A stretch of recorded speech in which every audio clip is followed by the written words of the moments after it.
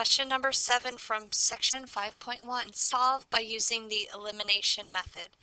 In the elimination method, you want to either get opposite x terms or opposite y terms. And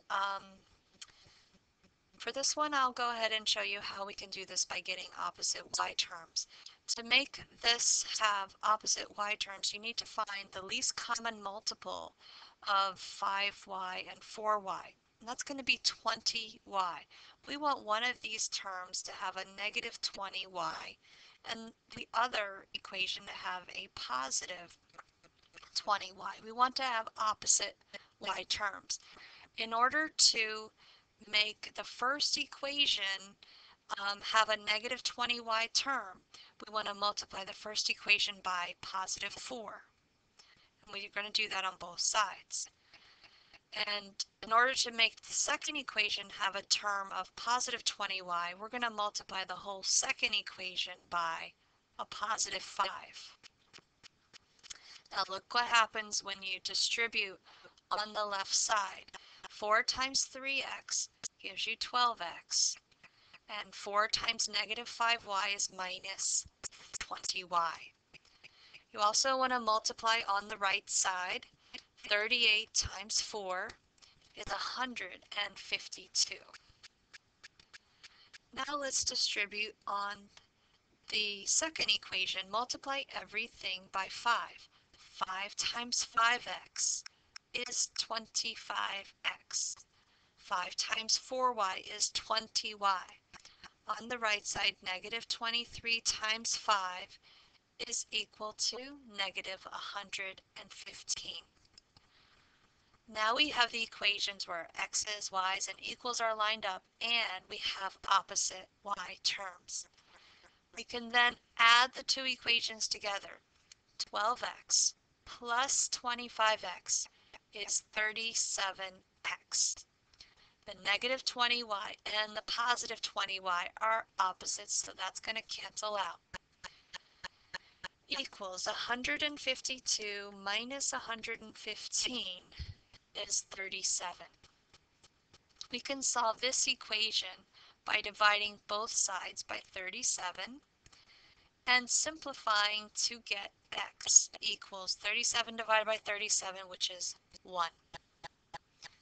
So if we know x is equal to 1, we're going to take that answer and plug it into one of the original equations.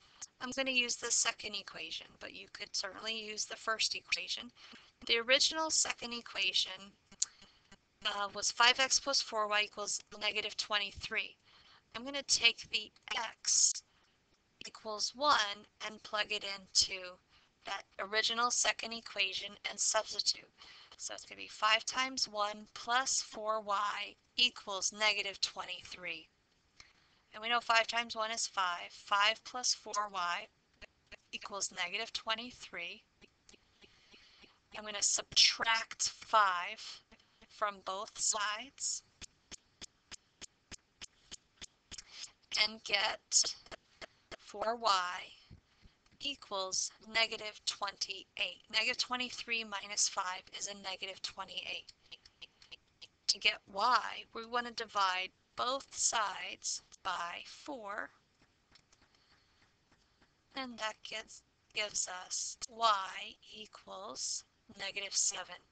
So our solution is written as an ordered pair, 1 comma negative 7.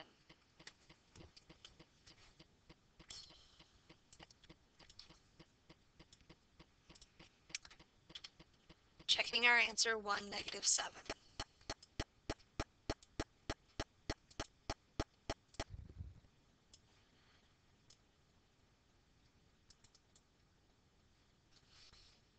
Let's look at number 8. For number 8, we want to solve the system. State whether the system is inconsistent or has infinitely many solutions. Before I go through working out question number 8, I want to bring you to the notes. You can find these on the Blackboard Learning modules for Chapter 5. When we're solving systems of equations and we get a solution, that solution is actually the point of intersection. Take a look at this case 1. you have one solution. A system of linear equations can be graphed, and the point where those two linear equations intersect, that's the solution. We call that consistent. There are cases where if you graph the line, the two lines are parallel and will never intersect. In that case, you have no solution, and we say that the system is inconsistent. The third case, you have infinitely many solutions, and that happens when both lines are exactly the same line. The two lines intersect at every single point on the line, so there's infinitely many solutions, and we call that type of system dependent.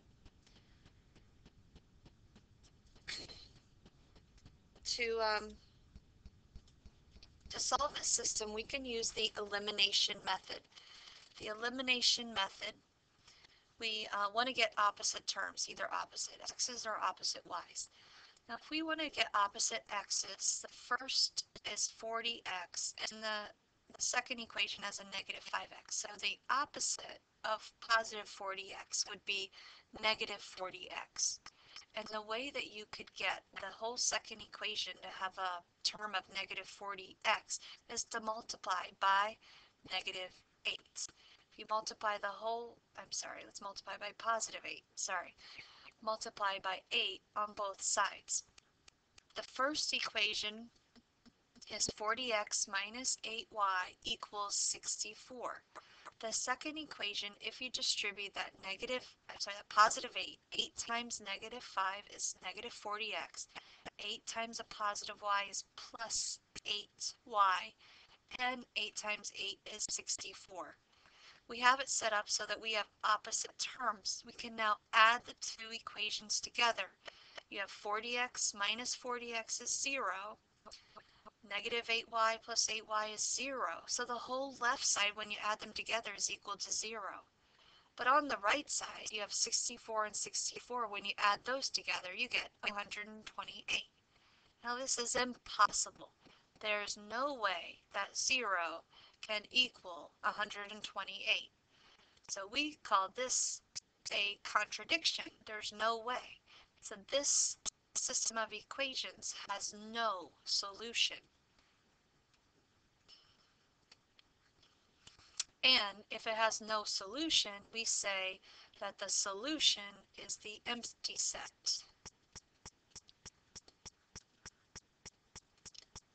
Now the empty set is just a set with nothing in it, so that means that there's no solution. If you were to graph both of these equations, they would be parallel lines, and parallel lines will never intersect. And we were able to determine that this has no solution because when we try working it out using the elimination method, we get a contradiction. And when you get a contradiction, that means there's no solution. There's no way that 0 can equal 128. All right, let's look at number 9.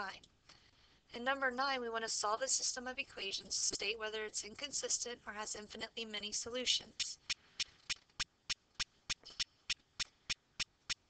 All right, we can use the elimination method here to get opposite terms. Here we have a 10x in the second equation. It would be nice if the first equation had a negative 10x so that you have opposite x's. In order to make that first equation have a negative 10x, we're going to multiply it by negative 2. So when you distribute that, negative 2, you're going to get the negative 10x minus 12y equals negative 2. And then the second equation, just rewriting it to get 10x plus 12y equals 2.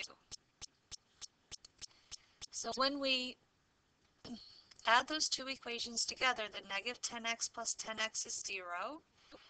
Negative 12y plus 12y is 0. And on the right side, we got negative 2 plus 2, which is also 0. Here, we end up with the equation 0 equals 0.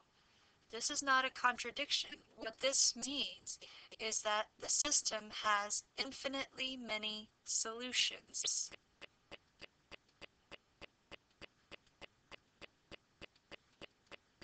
Infinitely many solutions. In fact, if you were to graph these, both of these linear equations would be the same exact line. So the way we write our solution out of the choices, we're going to check that the system has infinitely many solutions because it ends up that both lines are exactly the same. They're identical. Now the way we write our solution is by using an ordered pair. It says type the expression using y as the variable. Now normally x comes first, y comes second, so we're going to have a y in our answer, but we need to figure out how to write the x. This is what it means when it says write the solution set with a y arbitrary. So that means we're going to solve for y, or actually solve for x. Take either one of these equations and solve for x. 5x plus 6y equals 1. We're going to solve it for x in terms of y. To solve for x, I'm going to subtract 6y from both sides. And then you get 5x equals 1 minus 6y.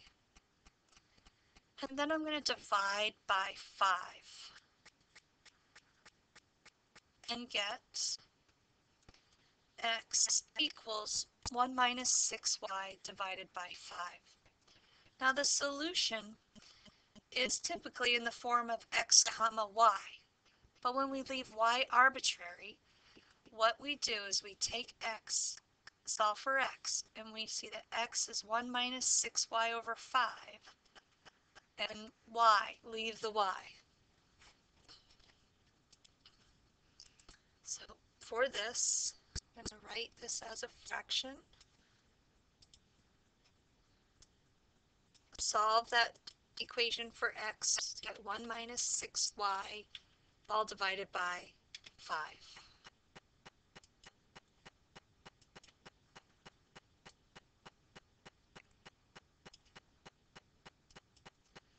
So every single point on the line that satisfies this way to denote the solution is a solution for the system of equations.